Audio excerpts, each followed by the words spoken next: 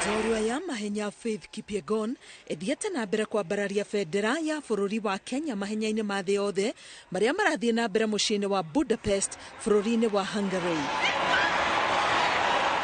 Faith aiyũkĩtie ngerenwa ya thahabu thutha wa kũhotana ihenya rĩa mita 5,000 rĩrĩa ararĩkĩrĩirie na ndagĩka 14 na sekendi 53.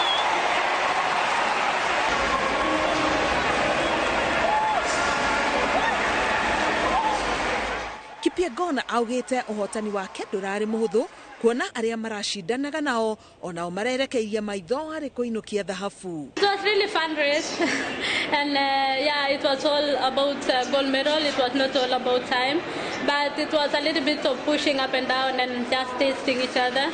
But I had to run my race and just focus to that finish line, and I knew I was the fastest over the 200. So I had kept the fast before the bell. I had to go in front and just control and just hold with the other lady not to pass me and block me over the 400. Augĩte rĩu itanya rĩake nĩ gũtuĩka kĩonereria kĩega kũrĩ airĩtu ateng'eri arĩa mareyũkĩrĩria. This was strong and we all knew we were going for the gold medal, but I had to believe in myself that I'm the world record holder and the fastest here, and just keep moving and push myself to the finish line. And I think that I've made history and empower women and young generations.